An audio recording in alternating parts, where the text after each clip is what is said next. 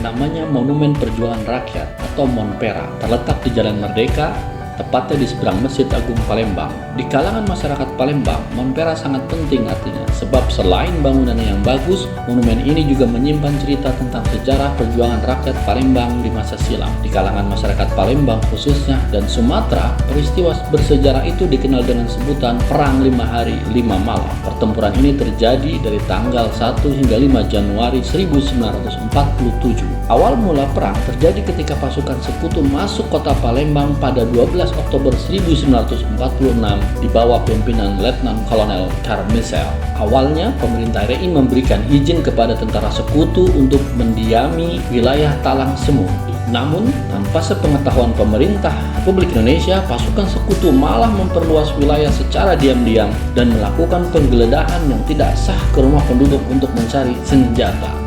Saat pasukan sekutu meninggalkan kota Palembang pada Oktober 1946, mereka langsung menyerahkan kedudukan wilayah kepada Belanda. Ketika Belanda bersikeras untuk meminta Palembang dikosongkan, pemuda Palembang menolak dan pada akhirnya meletuslah perang tersebut. Guna mengulur waktu, Belanda melakukan perundingan dengan pemuda Palembang.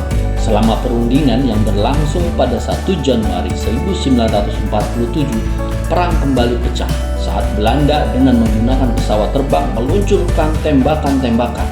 Sementara dari sungai, Belanda menembakkan meriam-meriam dan senjata lainnya dari atas kapal perang mereka. Hanya dengan menggunakan senjata sederhana serta memiliki tekad yang kuat untuk mengusir Belanda, pemuda Palembang memenangkan pertempuran tersebut. Akibatnya, Belanda banyak mengalami kerugian. Di antaranya, stasiun radio Belanda yang berada di Talang Betutu hancur.